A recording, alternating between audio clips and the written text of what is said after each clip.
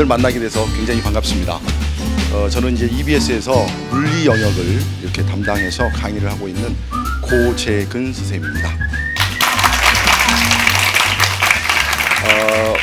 선생님이 그 EBS 스타 강사 특강 섭외가 이렇게 들어왔을 때 선생님이 생각을 했습니다.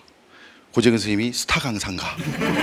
그래서 스타 강사라고 생각해 주시니까 겁나 고맙다 이런 생각을 했고, 두 번째 뒤에 특강이라는 제목이 붙었는데 물리하니까 벌써 이제 굉장히 인상 쓰고 계신 분들이 있는데 저는 오늘 그 특별한 강의, 말 그대로 특강, 물리 수업이 아니라 선생님이 그냥 살아온 그런 이야기를 여러분들한테 해드리면 진로를 혹시 정하거나 여러분들의 꿈과 또 희망도 생길 수 있는 그런 강의가 되지 않을까, 이렇게 해서 준비를 했고, 중요한 거는 어느 이야기를 해야 될까, 그리고 어느 선까지 선생님의 이야기를 여러분들한테 소개해 드리는 것이 맞을까 굉장히 고민을 했고, 그 다음에 또 PD 선생님하고도 여러 차례 이렇게 메일과 만나서 이야기를 하면서 선생님 이야기니까 선생님이 하고 싶은 대로 하시는 게 좋을 것 같습니다.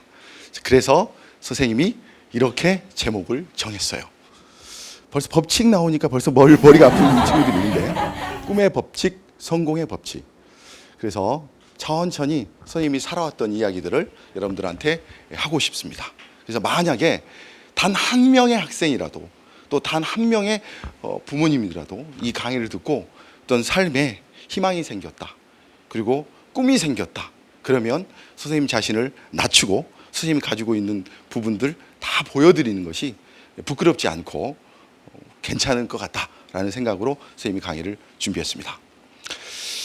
이 무대가 굉장히 선생님 크게 느껴져요. 왜냐하면 EBS 스튜디오에서 이렇게 녹화를 할 때는 굉장히 작습니다. 그리고 밝아요. 근데 여기는 굉장히 어둡습니다. 조명은 굉장히 또 밝고, 그래서 상당히 부담스러운데 그래도 절대 주눅 들지 않고 한번 해보겠습니다.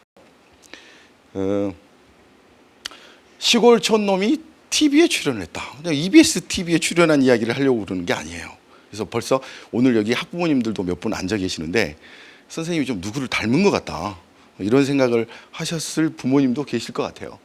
그리고 EBS 오면 항상 선생님 분장을 해줍니다. 그래서 우리 딸도 지금 왔는데 제가 아빠인지 알아보지를 못해요. 그래서 딴 사람이 돼 있어요. 옷도 이렇게 다 빌려주고 그러시는데, 제가 결정적인 일이 이제 벌어진 거예요. 선생님한테 인생에서 누구를 만나느냐가 굉장히 중요한데, 선생님 바로 이분을 만나가지고 인생이 바뀌었어요. 이분이 누군지 우리 고등학교 학생들은 아무도 모르는 것 같은데, 되게 유명했던, 지금도 유명하신 최형만이라는 개그맨 아저씨예요. 아시죠? 이분이 랄랄랄라 밑줄자, 그리고 도울 김용욱 선생님 흉내를 내가지고 굉장히 유명세를 탔던 분이고, 저도 이제 머리를 우리 어머님과 우리 집사람이 허락을 해주면 한번 밀어볼까 생각 중인데, 밀어버리면 아주 똑같을 것 같아요. 그래서 선생님이 이제 이 최영만이라는 개그맨을 많이 닮았다. 그래서 선생님이 고향이 전남 고흥입니다. 그래서 전남 고흥은 나라호 우주 발사기지가 있고, 그다음에 유자가 굉장히 유명한 동네인데, 초등학교 중학교를 우수한 성적으로 졸업을 하고 공부를 좀 하면 순천이나 광주로 유학을 갑니다. 그래서 만약 여러분들이 지금 엄마, 아빠, 또 부모님 또는 이제 기숙사에서 이렇게 공부하는 친구들도 있을 텐데, 부모님이 차려준 밥을 먹으면서 이렇게 아침에 등교를 하고 그 다음에 집에 돌아오고 이런 친구들이 있다면 정말 행복한 겁니다. 선생님은 고등학교 1학년 때부터 광주에서 이렇게 혼자 자취를 하면서 이렇게 살았어요. 아침에 일어나서 도시락을 2개씩 싸가지고, 반찬은 김치 하나밖에 없어요. 그리고 친구들이 이제 반찬을 이렇게 함께 나눠 먹었죠. 그래서 이제 고등학생이 딱 됐는데, 선생님 고등학생일 때 이 아저씨가 굉장히 유명한 사람이더라고요. 그래서 학교 선생님들도 소풍 같은 거 하면 나와서 한번 춤 한번 춰봐라, 옷걸이 춤, 삽질 춤, 그런 춤을 췄어요. 그래서 거의 지금 공감대가 형성이 잘 안 되고 있잖아요. 잘 모르니까. 그래서 선생님이 이제 열심히 공부해갖고 대학교를 갔어요. 그래서 1학년 때 선생님 우연히 TV를 보고 있는데 EBS 말고 다른 어떤 유명한 지상파 방송국에서 가장 닮은 사람들 뽑는다. 그런 뭐 자막이 딱 뜨더라고요. 그래서 선생님이 지원을 했습니다. 선생님이 생각하는 인생의 성공 법칙. 무조건 도전하고 무조건 지원을 해라. 그래서 갔더니 진짜 많이 닮았네. 그러시고 출연 기회를 주셨어요.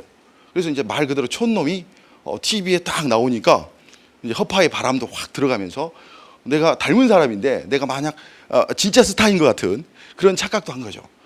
그래서 이분을 만나가지고 닮은 사람 콘테스트 나가가지고 1등을 한 거예요. 가장 많이 닮았다고. 그래서 오디오도 뭐 이게 선물로 주고 말이야. 그래서 선생님이 나는 이제 진로가 정해졌다. 나는 개그맨이 돼야 되겠다. 그래서 이제 이렇게 생각하고 있었는데 좀 있으니까 그 방송국에서 또 출연 섭외가 온 거예요. 이제는 닮은 사람이 아니라 다른 개그맨들하고 같이 출연을 하라는 거예요. 그래서 야, 내가 별로 연기도 못하고 발연기 같은 건데 나한테 이런 출연 기회를 또 주시네? 그래서 나는 진짜 스타가 되려나 보다. 그리고 이제 또 출연을 했어요. 그리고 있으니까 조금 있다가 스포츠신문 기자 아저씨가 선생님을 딱 보더니 얘가 될 것 같다, 얘가 스타가 될 것 같다 하고 이제 기사를 내주는 거예요. 그래서 저는 3번의 연속적인 푸시, 펌프질, 이게 방송 용어가 아닌 것 같은데 우리 PD님이 다 편집을 해주시겠죠. 이게 막 이렇게 밀어주니까 이제 나는 진짜 스타다. 그래서 그때 당시에 중앙대학교 용인영화과 뭐 다른 학교도 있습니다만은 선생님이 그 학교로 가야 되겠다. 그래서 난 수석으로 합격을 해버려야겠다. 이제 그렇게 마음을 먹었죠. 그래서 공부를 다니던 학교를 때려치고 다시 공부를 한 거예요. 자, 근데 선생님이 보니까 EBS에서 여러분들 보시는 오른쪽에 있는 사진을 찍어준 겁니다. 근데 제가 인터넷을 서치하다 보니까 똑같은 포즈를 하고 있더라고요. 그래서 이게 정말 닮은 사람이니까 이런 포즈를 자주 취하는 걸까?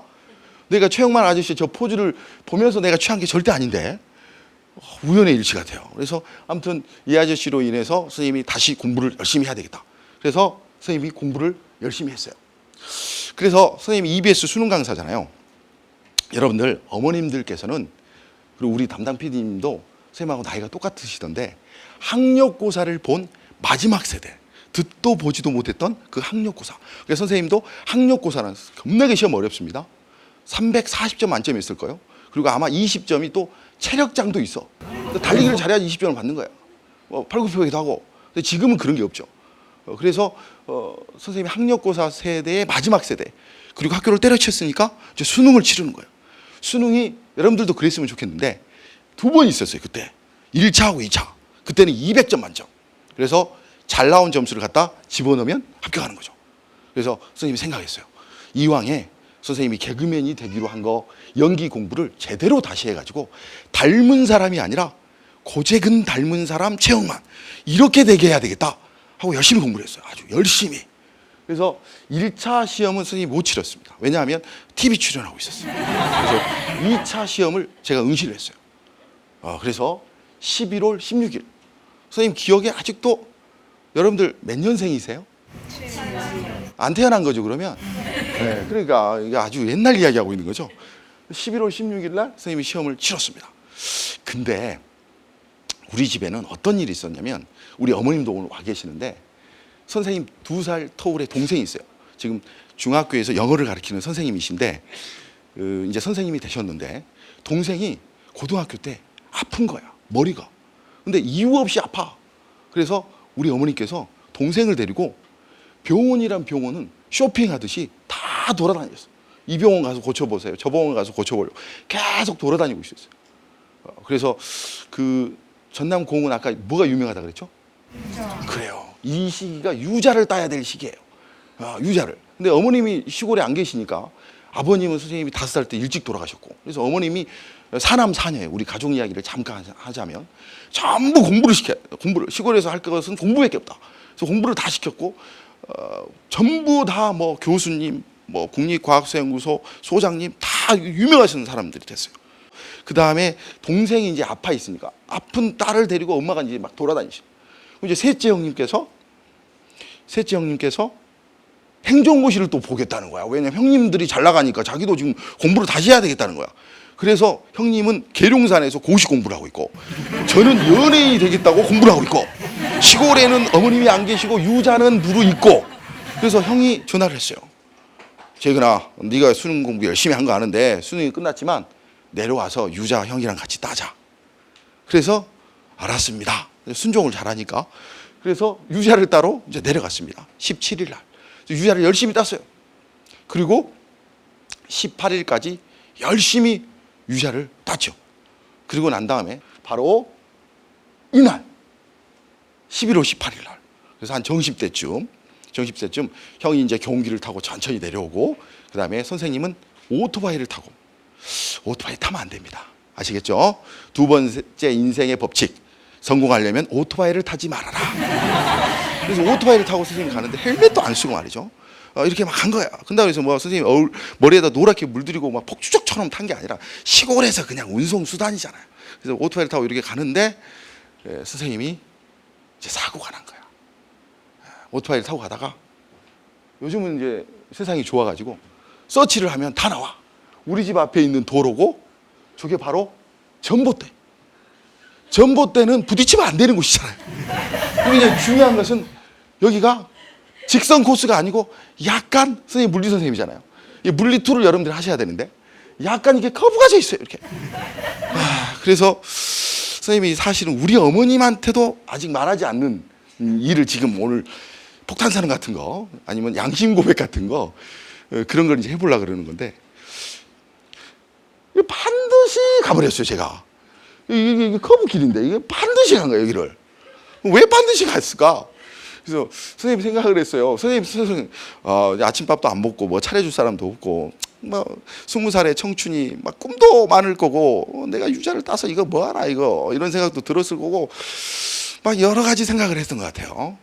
그런데 우리 천안에서 월봉고등학교에서 온 친구들도 이렇게 두 분 앉아 계시죠. 이름 꼭 말해주라 그래가지고 우리 김현수 친구하고 강민혜, 맞죠? 와, 나 이거 여기 겁나게 어려운 건데 지금 외웠어요. 우리 딸이 우는 거예요. 자, 그런데 선생님이 반드시 가야 되는데 운전을 하고 가다가 헬멧도 안 썼는데 뒤를 돌아본 거야. 뒤를 돌아보면 안 돼. 그때는 선생님 물리를 잘 몰랐던 것 같아. 이 정도의 빠르기에서 뒤를 돌아보면은 부딪힌다. 이걸 알았으면 절대 뒤를 돌아보지 않았어야 되는데 뒤를 돌아본 거야. 뒤를 돌아보면서 뭘 했냐? 이 목이 컬컬해갖고 침을 뱉었어요. 이렇게. 근데 중요한 것은 그 다음에 기억이 안 나요. 어머님들이 열심히 웃고 계시는데, 세 번째 인생 특강, 성공의 법칙, 침을 뱉지 말아라. 침을 뱉으면 안 돼. 그래서 결국은 반드시 가서 오토바이를 꽝 때려 박은 거예요. 그때 이제 선생님 이제 안경을 이게 벗으면 잘 안 보이잖아요. 꽝 부딪혔어요. 부딪혔는데 이제 약간 보시면 이 언덕이에요. 이게 떨어졌어요. 떨어지고 오토바이를 껴안고 이제 넘어진 것 같아요. 이거 이제 안경이 벗겨졌을 거고 헬멧은 없을 거고, 그리고 내가 얼마만큼 다친지 제가 인지하지 못했어요. 오른쪽에 이렇게 흉터도 이렇게 생겨오고, 그래서 아마 여기 이 흉터를 이렇게 만지면서 제가 기도를 했어요. 하나님, 이게 꾸미게 해주세요. 아주 간단하잖아요. 그리고 다시 눈을 뜨고 만져봤는데 여전히 뜨거워요. 그리고 저는 기절을 해버렸어요. 선생님은 진짜로 어둠의 긴 터널을 선생님이 가고 있었어요. 근데 저 끝에가 녹색의 휘황찬란한, 비과학적인 거야, 녹색의 휘황찬란한 불빛이 딱 보여. 그래서 내가 저 터널의 끝을 도달하면 내가 죽는구나, 다시는 돌아올 수 없는 곳으로 가는가 보다, 그러고 있었어요. 근데 어디선가 목소리가 들려. 재근아, 재근아, 일어나라. 재근아, 재근아, 일어나라. 알고 보니까 우리 형이 뺨을 계속 때리면서 의식을 찾아주려고 그러고 있었던 거야. 그래서 이제 수술을 했어요. 이거 나중에 임시로 해주는 거니까 나중에 다시 성형외과 가서 수술을 해라. 사실 아직도 안 하고 있는데 다음 주에 우리 어머님의 마지막 소원이라 그러니까 제가 성형수술을 하려고 그래요. 아무튼 응급수술을 딱 하고 이제 이렇게 선생님이 수술방에서 딱 나왔어요. 11월 18일. 잊을 수 없는 날이지. 근데 수술방에서 딱 나오자마자 의사 선생님께서 왼쪽 다리 한번 움직여봐라. 그래서 움직여보니까 발가락이 안 움직인 거야. 그러면 그러니까 그때 난 어떤 운명 같은 걸 직감했던 것 같아. 이게 움직여봐라. 이게 안 움직여. 그러니까 의사 선생님이 신경이 눌려서 그런 것 같다. 그러니까 뭐 2, 3일 지나면 돌아올 거다. 그리고 또 중요한 성공의 법칙 네 번째. 절대 목요일이나 금요일 날 수술하지 말아라. 그냥 목요일 날 수술을 하니까 금요일 날 지나서 토요일 주일이니까 이제 퇴근하실 거 아니야. 그러니까 월요일 날 이제 오셔서 선생님 다리를 다시 보니까 여전히 안 움직이고 다리 색깔이 변하기 시작하는 거야. 동맥이 막힌 거야. 그래서 광주에 있는 전남대학교 병원, 발음도 버벅거리고 있는데 큰 병원으로 옮기십시오. 그래서 쫙 이제 앰뷸런스 실려서 전남대학교 병원으로 간 거죠. 도착하자마자 여러분들 해본 적 없을 거예요. 혈관 조형 촬영이라고. 혈관 조형 촬영. 이제 이 동맥, 피가 도는 동맥을 찍어보는 거야. 그래서 정말 막혔는지. 그래서 딱 찍어보니까 막혔대. 그래서 다리를 절단해야 된대. 20살인데. 난 연예인이 돼야 되는데 다리를 자른대. 근데 더 재밌는 건 이게 재밌잖아. 선생님은 재밌는 것 같아요. 내 삶이. 여러분들 좀 슬퍼지려고 그러는데 슬퍼할 필요 없어요. 수술할 수 있는 의사가 대만에 출장을 가셨대. 그래서 3일을 기다리면 오신대. 그러면 더 썩어질 거 아니에요, 다리가. 그래서 이제 우리 형들이 막 노발대발해가지고 이제 드디어 우리나라에서 제일 좋은 병원 중에 하나인 서울대학병까지 누워서 앰뷸런스에서 실려가지고 이렇게 올림픽 대교 다리, 그 다리를 누워서 보지 않는 사람은 인성에 대해서 논하면 안 돼. 누워서 이렇게 새벽에 딱 도착을 한 거야. 도착하자마자 바로 다시 혈관 조형 촬영 시술을 하시더니 정말 막혔군요. 다리를 절단해야 될 것 같습니다. 그렇지만 저희들이 최선을 다해서 다리를 많이 살려보겠습니다. 그리고 바로 그 다음날 무려 9시간 동안 대수술을 한 거야. 오른쪽에 멀쩡한 정맥을 띄어다가 왼쪽 허벅지 자리에 있는 동맥하고 바꾸는 수술을 하는 거야. 그리고 2인실로 딱 갔어. 가니까 옆에는 말기 암 환자분 딱 계시고 선생님이 이렇게 딱 누워 있는 거야. 그래서 수술이 이제 다 끝나고 이렇게 오니까 그때부터 이제 선생님은 이제 고독한 싸움을 하는 거야. 과연 피가 어디까지 내려가서 다리가 살아날 수 있을까? 제일 좋은 것은 그냥 발등 정도 자르면 좋을 것 같고, 아니면 발목, 아니면 무릎만 살렸으면 정말 좋겠다. 선생님이 걸어 들어올 때 다리가 없는 사람처럼 느껴지지 않았잖아요. 무릎이 있기 때문에 그렇거든요. 근데 만약에 이제 최악의 상황이면 허벅지를 자른다는 거야. 그래서 이제 계속 기다리는 거지. 그래서 선생님이 이제 하루에 한 번씩 이제 소독을 할 때마다 그 다리를 보는 거야. 20살의 청춘이 이제 연예인이 될 수 없겠구나. 그리고 나는 어떻게 되는 것일까? 앞으로 나의 삶은 어떻게 바뀔까? 그런 생각을 하면서 보는데 발가락이 이제 눈에 보이듯이 연탄처럼 까맣게 이제 되어가고 있는 모습들을 본 거지. 그때 이제 의사 선생님께서 마지막 결정을 하셔야 됩니다. 이제 더 이상 방치하면 큰일 납니다. 그래서 마지막 이제 수술을 하는 거죠. 그 수술이 1994년 1월 7일. 다른 수술은 막 9시간씩 걸렸잖아요. 근데 그 수술은 간단합니다. 40분이면 끝나. 왜? 다리를 자르면 되는 거야. 그래서 이제 엄마가 엄청 슬퍼하실 거 아니야. 그래서 어머님을 안심시켜 드려야 되겠다. 그래서 애써 태어난 척하면서 엄마, 수술이 끝나면 호박죽이 먹고 싶을 것 같아요. 그래서 동대문에 가서 호박죽을 이모가 사다가 준비를 하고 있었죠. 그리고 비록 선생님 몸에 그 까맣게 타져버린 연탄과 같은 그런 다리였지만 내 몸에 일부러 붙었던 그 다리를 마지막으로 보고 수술방으로 쫙 들어갔다가 40분 만에 딱 돌아 나오니까 우리 국어 시간에 배웠던 그 순환이대 그 부자처럼 팔이 없고 다리가 없는 사람이 딱 되어 있는 거지. 그때 애써 태어난 척 하려고 그랬는데 절대 잘 안 되더라고. 그래서 어머님이 호박죽을 먹어와라. 근데 그때 호박죽을 먹었어야 되는데 호박죽을 못 먹었어요. 그게 바로 1월 7일에 선생님한테 있었던 가장 큰 사건이었죠. 그리고 이제 선생님이 생각해 보세요. 다리를 수술했기 때문에 2달 반 동안 누워서 생리적인 현상을 해결했어요. 6인실까지 이제 옮겨가면서. 그 사이 선생님이 수술하고 돌아오니까 옆에 있었던 환자는 천국에 갔더라. 그게 병원이잖아요. 그리고 남아있는 자는 또 살아보려고 발버둥을 치고. 선생님은 2달 반 동안 누워서 생리적인 현상을 해결하면서 부끄럽기도 하고 미안하기도 하고 그런 삶을 이제 살게 되었던 거죠. 근데 정말 감사한 건 제가 교통사고 났을 때 분명히 제가 잘못을 한 건데 우리 어머님께서는 이렇게 말하셨어. 그놈의 유자를 내가 심어놔서 그 유자가 무엇이길래 그 유자 때문에 네가 내려왔다.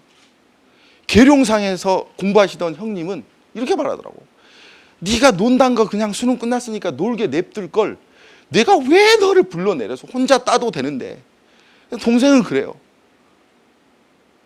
오빠, 내가 해필 그때 아파가지고 엄마가 없어가지고 그런 일이 벌어졌네.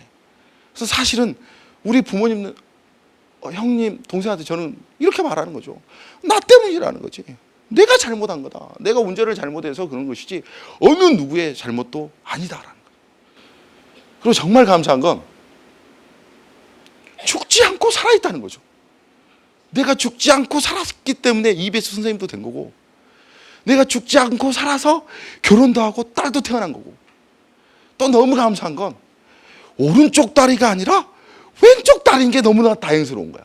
왜냐하면 아무런 자동차의 오토매틱 자동차면 다 운전할 수 있잖아. 그리고 또 너무 다행스러운 건, 너무 감사한 건 아직 무릎이 있다는 거야. 무릎이야 10cm. 그리고 우리 어머니께서 항상 그러잖아. 네가 헬멧도 안 썼는데 머리 정신 상태가 온전해서 너무 다행이다. 너가 생각할 수 있는 능력이 아직도 있어서. 내가 머리에서 명령을 때리면 그 짧은 숏다리 10cm밖에 안 되는 그 왼쪽 다리가 움직입니다. 신기하잖아요. 여러분들 오른손 들어보세요. 왼손 들어보실까요?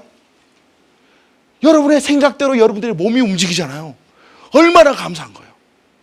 사람은 불평불만거리를 찾으면 끝도 없는 것이고, 감사거리를 찾으면 아주 작은 것 하나까지도 감사할 수 있는 것이 되는 거죠.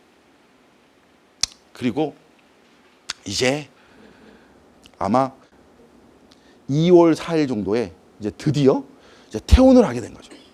이제 누워 있다가 퇴원하려고 그러니까 의사 선생님께서 너무 누워 있었기 때문에 이제 서는 연습을 해야 된다. 마치 우리 딸이, 선생님 물리 선생님이니까 중력을 견디고, 머리 아플 필요 없어. 중력을 견디고 근육의 힘, 근력이 이제 강해져서 2발로 설 수 있게 됐거든.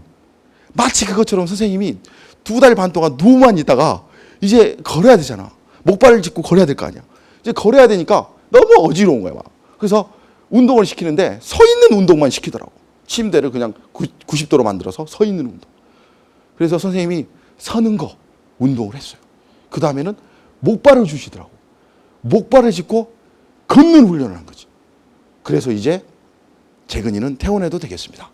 그래서 이제 퇴원을 쫙 어디로 했을까요? 전남 고흥 시골로 요양을 간 겁니다. 원래 응급실로 이렇게 갈 때는 119 아저씨가 운반을 해줍니다. 물론 시골에는 119도 잘 없지만. 근데 이제 병원에서 퇴원할 때는 119 아저씨의 도움을 받으면 안 돼. 그냥 사설 응급차를 타고 가거나, 그거 엄청 비쌉니다. 한 60만 원도 넘을걸요? 공까지 가려면. 그래서 제가 그걸 잘하니까 또 택시를 타면 한 30만 원도 넘게 나올걸? 그래서 선생님이 엄청나게 큰 수술을 했기 때문에 돈이 많이 들었을 거야, 아마 수술비가.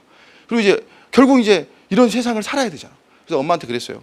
엄마, 저는 택시를 타고 가고 싶지 않고 버스를 타고 강남 터미널로 갔어요. 버스를 타고 가고 싶습니다. 그래서 이제 엄마는 이제 애써 이제 태어난 척 하지만 이제 목발을 짚고 강남 터미널에 딱 도착했는데 사람들의 시선이 선생님을 딱 보는데 마치 죄인처럼, 선생님 무슨 법정에 선 죄인이 아닌데 아주 이상한 모습으로 선생님을 쳐다본 것 같은 거야. 그래서 선생님이 느꼈지. 이제 달라졌구나, 세상이. 이제 이 달라진 세상을 부딪혀야 되는구나. 내가 이런 세상을 살아야 되는구나. 그리고 나 며칠 전까지만 해도, 몇 달 전까지만 해도 막 떠오르는 스타, 개그계를 평정할, 아마 선생님 그때 스타가 됐으면 아마 유재석 아저씨하고 같이 지금 놀고 있을지도 몰라. 근데 이제 너무 절망감이 큰 거야. 그런 거 출연도 안 했으면 그냥 그런 허탈감이 좀 덜했을 수도 있는데 너무. 그래서 이제 한 5시간, 6시간 동안 공에 딱 도착을 했어. 그러니까 시골에 갔더니, 여러분들 아주 옛날 이야기예요. 시골에 갔더니 시골에 침대가 어디 있겠어요. 어머니께서 딱 부탁을 해가지고 침대를 딱 준비를 해놓고, 소파도 준비를 해놓고, 그 다음에 수세식 화장실이긴 하지만 이게 자변기가 없었어요. 근데 화장실을 다 뜯어 공사를 해가지고 자변기를 또 만들어 놓으셨더라고요. 이제 아픈 아들을 위한 배려들이지. 갔더니 불편함 없게 그렇게 바뀌어 있더라고, 집이. 딱 갔어. 그래서 이제 침대에서 하룻밤을 딱 잤어. 그리고 아침에 딱 깨가지고 일어났는데 내가 착각한 거야. 왜냐면 20년 동안 다리가 있었기 때문에 내가 다리가 있는 줄 알고 왼쪽 다리를 탁 내딛었는데 허공이잖아. 쑥 쓰러진 거지. 그래서 내가 다리가 없구나. 달라진 세상이잖아. 그리고 20살이면 이제 뭐 해야 돼요? 남자면, 대한민국의 남자면 군대를 가야 하잖아요. 나한테 신검 통지서가 날라온 거야. 군대를 가라고. 그래서 저는 딱 군대를 갈 수가 없을 텐데. 그래서 이 면사무소에서 문의를 했더니 사진을 찍어가지고 가져오라는 거야. 잘린 다리가 보이게. 그래서 그걸 갖다 댔어요. 눈물겨웠어. 어머님이 그걸 찍었어. 그리고 이제 하나씩 살아가야 되는구나. 그리고 좀 있으니까 동네 이웃분들이 봉투를 하나씩 들고 와. 하얀 봉투에다가 돈을 담아가지고 맛있는 거 사 먹어라. 그리고 또 막 가지고 와. 그러니까 나 생각해보니까 이거 완전 동네에 불쌍한 총각 돼버린 거지. 그래서 이렇게 세상을 살아야 될까? 고민을 했어, 이제 앞으로 나머지 삶을 어떻게 살아야 될까? 그래서 선생님이 이제 생각을 했어. 아픈 몸으로 할 수 있는 건 공부밖에 없다. 그때 학교를 때려치지 말았으면 그 학교 다시 다녔을 텐데 괜히 학교를 때려쳐가지고 말이에요. 학교를 다시 또 시험을 봤어요. 그러니까 선생님 대학교 학력고사 마지막 세대 연극영화과 가려고 또 수능을 봤지. 근데 연극영화과도 못 갔잖아. 그리고 이제 해가 바뀌어서 또 이제 삼수 아닌 삼수를 하게 된 거지. 또 시험을 본 거야. 그래서 시험을 또 열심히 공부를 했어요. 이제 그 사이에는 선생님한테 이제 어떤 일이 벌어졌냐면, 혹시 여러분들 포레스트 검프라는 영화 보신 적 있어요? 거기에 보면 그 포레스트 검프의 그 상사, 군대에 있을 때 상사가 전쟁터에서 두 다리를 잃어요. 그래서 그 두 다리를 잃은 상사가 뉴레그가 생겨서 와. 그래서 포레스트 검프라는 아주 천진난만한 그 아저씨가 그 아저씨를 보고 깜짝 놀라는 거야. 왜냐면 다리가 없었는데 다리가 생겨가지고 온 거야. 나도 그런 일이 벌어졌어. 한 달에 한 번씩 비행기를 타고 서울에 와서 서울대병원에서 진료를 하는데 의사 선생님이 이제 너 새로운 다리가 생겼다. 그래서 딱 처방서를 써주는 거야. 그래서 벌써 20년도 지난 이야기잖아. 뉴레그를 왼쪽에 딱 장착을 하고 첫 발을 다시 이제 디뎠지. 그랬더니 걸어지는 거야. 그 전에 허공을 다리를 뒤졌는데 선생님이 이제 걸어지는 거야. 그래서 너무나 신기해서 친구들한테 다 전화했어. 야, 나 다시 걸을 수 있게 됐다. 너무너무 기뻤어. 새로운 세상이 된 거야. 그래서 선생님이 이제 새로운 삶을 이제 살게 되는 거야. 다시 시험을 봐가지고 서강대학교 물리학과를 우수한 성적으로 이렇게 졸업을 했어요. 이게 학교 이름 말하면 안 될지도 모르는데 우리 아무튼 S대 물리학과를 들어갔어요. 그래서 선생님이 그 많은 과 중에서 선생님이 조금만 더 열심히 공부했으면 아마 사수했으면 의대를 갔을지도 모르는데 이게 S대 물리학과를 우수한 성적으로 딱 들어갔습니다. 근데 정말 재밌는 건 여러분들 이제 물리학과를 가면 천재들이 이렇게 다녀요. 한 40명 정도가 이제 정원이다 그러면 선생님이 딱 생각해 보니까 한 5명은 교수님의 말을 알아듣는 것 같아. 물리학과 다니는 학생들 중에. 나머지 15명 정도는 뭔 말인지 모르는 것 같아. 그리고 나머지 한 25명 정도는 도대체 무슨 말인지 모르는 것 같아. 근데 물리학과를 아무튼 점수 맞춰서 온 것 같아요. 그래서 선생님이 이제 학교를 졸업을 했어요. 근데 대학교를 너무 오래 다녔어. 한 학기 다니다가 휴학하고 아르바이트로 가르치는 일을 하고, 또 한 학기 다니다가 아르바이트로 가르치는 하고, 그래 그렇게 해서 대학을 아주 오래 막 의대 다니듯이 한 7년 8년 다녔나 봐. 그래서 이제 겨우 이제 졸업을 했어요. 그러면서 내가 느꼈지. 이 물리라는 게 왜 학생들이 어려워할까? 그 이유는 딱 하나였어요. 너무 어려운 과목이야. 왜냐하면 물리가 사물의 이치를 공부하는 학문인데 이게 얼마나 어렵겠어요. 이 우주 만물에 대해서 공부를 하는 건데. 그 아까 말했죠. 때로는 교수님도 잘 모르시는 것 같아. 근데 말씀을 하셔. 그러니까 가끔씩은 이 물리학과 수업을 철학과 학생들이 와서 듣거든요. 그 학생은 아는 것 같아. 그래서 그 과학책 같은 데 보면 뭐 물리학자자, 수학자이자 철학자. 과거의 과학자들은 다 그랬잖아. 사물의 이치를 공부하는 건데 얼마나 어려운 거야. 특히 물리하면 공식, 계산. 며칠 전에도 선생님이 학부모 설명회를 했어요. 그러면서 우리 딸이 물리2를 공부해야 되는데 어렵지 않을까요? 근데 우리 딸은 물리2 그냥 내신으로만 공부하고 수능에는 선택하지 않을 거예요. 전 가슴이 아파요. 며칠 전에도 뉴스를 보니까 노벨 물리학상 수상자가 발표가 되잖아요. 우리나라는 없어. 과학 분야에.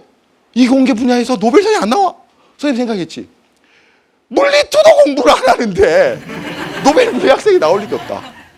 물리하면 애들이 다 너무 싫어한다. 그래서 적어도 고재근 선생님만은 물리가 공식의 암기가 아니고 이 칠판 속에 갇혀서 설명하는 것이 전부가 아니고 사물에 널려 있다. 이게 온 사물이 다 물리고 사물의 이치를 공부하는 거고 주변에 과학이라는 소재들은 널려 있다. 그래서 수업 시간에 될 수 있으면 말로 하는 게 아니라 실험 자료들, 그러니까 수업 자료들 그런 걸 찾아 헤맸어요. 그래서 선생님이 실험도 해주고 때로는 자동차의 범퍼를 띄워가지고 운동량과 충격량의 관계에 대해서 설명을 해주기도 하고. 그러니까 주로 선생님은 뭘 찾아 돌아다녀. 중고 물건 가게 같은데 수업 재료가 없나. 그래서 그때부터 선생님이 얘들한테 물리를 좀 제대로 좀 가르쳐 줘봐야 되겠다. 그래서 이제 연구를 하기 시작했죠. 그리고 생각을 했어요. 아마 대한민국에서 가장 어려운 시험이 EBS 선생님이 되는 시험이 아닌가. 한번 여러분들 EBS 홈페이지 들어가서 공고란을 한번 클릭해 보세요. 그 공고 조회 클릭 수가 나도 가끔씩 깜짝 놀래거든요. EBS 선생님이 됐다는 게 수십만 클릭이야. 아마 대한민국에 있는 모든 선생님들이 다 클릭하나 봐. 한 번 더 클릭하고. 그 학교 선생님뿐만 아니라 학생들도 클릭하나 봐. 어떻게 하면 EBS 선생님이 될 수 있지? 그래서 너무 많은 클릭 수를 보여. 그래서 선생님은 그랬어요. 전남 고흥 시골 촌놈이 EBS 강사가 돼가지고 사교육의 혜택을 받지 못하는 그 친구들한테 도움이 되는 EBS 선생님보다 더 잘 가르치는 물리 선생님이 훨씬 더 많은데 그 개념 강의, 독특한 물리의 그 철학의 깊이 있는 그 개념 강의를 좀 쉽게 풀어보자. 그래서 계속 이제 도전을 하기 시작했죠. 물리는 선생님 말고 계산 잘하는 그 수능 문제 진짜 잘 푸는 선생님들은 정말 많아요. 근데 선생님은 개념 강의를 좀 독특하게 재밌게 해가지고 일단 호기심 천국. 이 친구들이 물리가 좀 재밌어지게, 그리고 선생님 징검다리, 그리고 수능 라인으로 패스해주는 선생님, 그런 선생님이 돼야 되겠다 하고 계속 이제 EBS를 이제 지원을 하죠. 그리고 항상 선생님은 물리 이야기가 공식이 아니라 철학, 사는 이야기, 물리 그 이상, 그리고 선생님 강의를 통해서 꿈과 희망이 생겼으면 좋겠다. 그래서 선생님 여러분들 모르지만 강의 48분 30초 그 시간 동안 의도적으로 그런 메시지들을 넣었어요. 여러분들은 몰랐을 텐데. 아마 오늘 제목이 이것이 됐을지도 몰라. 아마 7.8기 내지는 3전 4기 EBS 합격. 보시면 EBS 선생님들 중에는 한 번에 EBS 선생님 되신 분도 있어요. 겁나게 뛰어난 실력과 뛰어난 외모, 화려한 입담. 그래서 한 번에 되신 분도 있는데 선생님 무려 몇 번, 이게 무슨 뜻이에요? 몇 번 도전했어요? 3번 도전했어요. 그러면 3번 동안 어땠겠습니까? 계속 떨어졌어요. 선생님이 이 이야기를 해주고 싶어요. 성공의 법칙. 여러분들이 꿈을 설정하면 될 때까지 계속 도전하는 거예요. 그러면 됩니다. 한 번 도전하고 이건 안 되나 봐. 그러면 안 되는 거잖아요. 아마 선생님 4번 떨어져도 5번째까지 도전했을 거야. 그래서 선생님이 첫 번째 딱 떨어졌을 때 이런 생각을 했어요. 선생님이 서울대 물리학과를 안 나와서 떨어졌나 보다. 그리고 다시 또 도전을 했어요. 그래서 2번째 떨어지니까 이제는 선생님이 EBS에서 칠판 글씨가 제일 안 이쁜 사람이거든요. 글씨를 못 써가지고 떨어졌나 보다. 그래서 글씨 연습을 맹연습했어요. 근데 흥분하면 또 이게 날아가는데. 그럼 또 떨어지더라고. 그 다음에 3번째 떨어지니까 내가 학원에서 유명한 강사가 아니어서 떨어졌나 보다. 그래서 또 더 열심히 준비를 했어요. 그리고 이제 4번째 도전을 딱 하니까 EBS의 PD님들이 저를 알아봅니다. 저 친구 또 왔구나. 맨날 오는구나. 1년에 한 번씩은 이맘때쯤 한 번씩 오는 친구구나. 근데 그때 공교롭게 선생님이 된 거예요. 그때 EBS의 면접, 엄청나게 어려운 시험인데 첫 번째 1차 시험이 있어요. 자기 강의를 찍어서 자기 이력서, 경력서와 함께 EBS에 보냅니다. 그래서 EBS PD님들이 그걸 보고 혹시 여러분들도 EBS 강사가 꿈인 친구들이 있다면 딱 봅니다. 그래서 이 선생님이 좀 가능성이 있다. 그러면 그분들한테 2차 공고가 납니다. 그럼 그분들이 드디어 카메라 앞에 딱 서서 강의를 7분에서 8분 정도 합니다. 그래서 고릅니다. 그러면 3차 합격자가 또 연락이 옵니다. 여기서 끝이 아니에요. 최종 합격이 됐는데 그때 물리선생님 4명이나 뽑혔어요. 근데 또 그 중에 서바이벌로 2명이 또 살아남는 거야. 여러분들한테 선택받는 거죠. 5강의 강의, 다크호스라는 강의를 주어주더라고. 그래서 그 강의에서 정말 학생들도 좋아하는가. 그래서 최종 살아남았어요. 자, 이게 뭡니까? 선생님이 학교 다닐 때 받아본 상보다 더 대단한 상인데 2010년 10월 4일 사실 선생님이 이 무대가 2번째입니다. 왜 2번째냐면 이때 상 받을 때 한번 올라온 적이 있어요.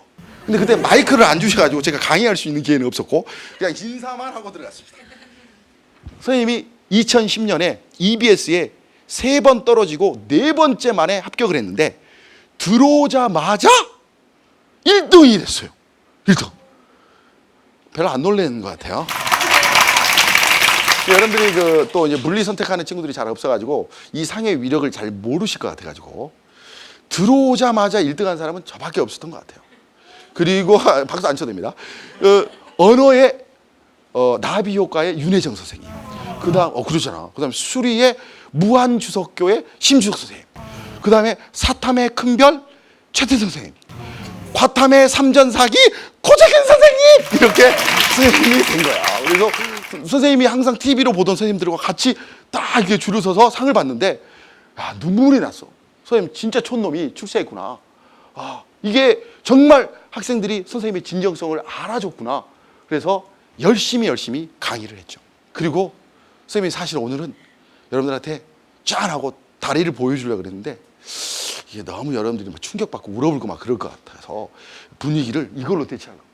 선생님이 그때 2013년에 강의를 너무 많이 하고 있었을 때였는데 이 다리를 그때 한번 선생님 우연히 보니까 이게 왼쪽 다리야. 다 이렇게 갈라졌더라.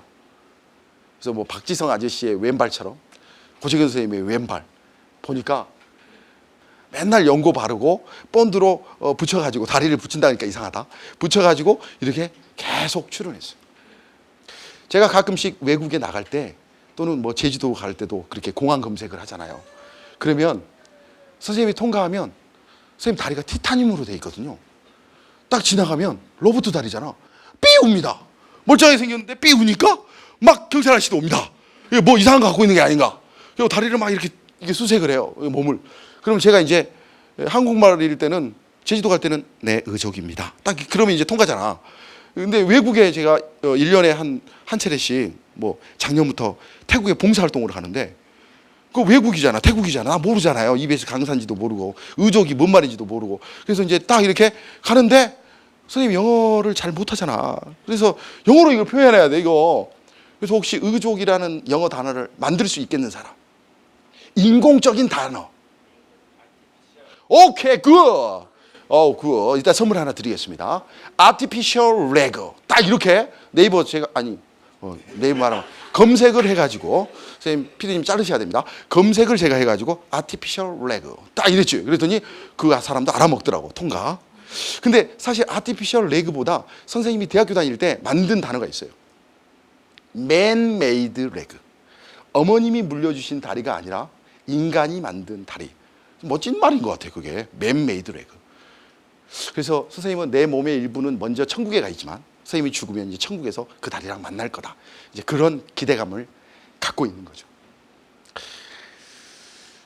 자, 이게 물리에서 말하는 파동 그래프, 수학 선생님이 말하는 사인 그래프. 그리고 조금 특이해요. 이게 물리2에서 말하는 감세 진동인데 선생님이 이 그래프 만든 거예요. 전 세계에서 처음 보는 그래프일 거예요. X축이 인생, Y축이 사건. 그러니까 여러분의 인생 속에는 끊임없이, 우리 선생님보다 나이 많으신 분들도 여기 학부모님들도 앉아 계시는데, 끊임없이 살아가다 보면 사건들이 발생을 합니다.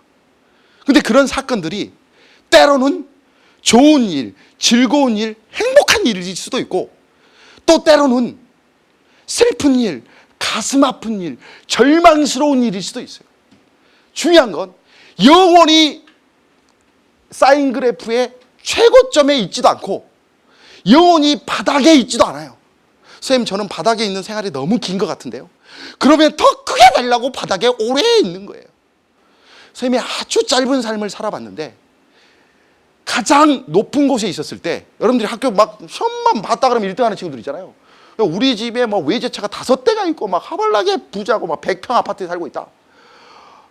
그게 영원하지 않을 수도 있어요. 그거 너무나 절망스럽다. 선생님은 동태탕 먹을 수 있는 한 끼의 식사비도 없어요, 저금통에. 선생님 통장 잔고가 바닥 나버렸어요. 선생님, 우리 집은 너무나 못 살아요. 우리 집에 EBS 인강을 듣고 싶어도 노트북 한 대가 없고 10만 원짜리 중고 노트북도 하나도 없어요. 그런 삶이 지속되지 않아요. 반드시 여러분들한테는 다시 반등할 수 있는 인생의 기회들이 있어요. 선생님이 생각했어요. 뭐 이런 이야기까지 할 필요가 있냐.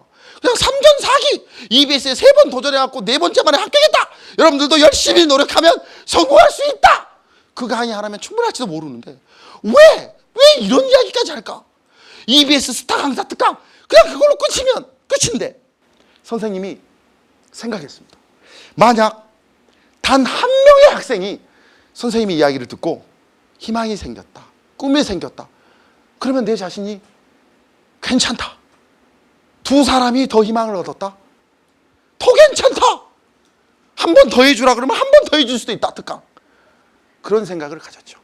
여러분들, 이제 우리 꿈과 희망을 이야기합시다. 더 이상 바닥에 있는 그런 절망적인 생각. 선생님이 요즘 연구를 많이 해봤습니다. 어떤 사람이 성공할 수 있을까요?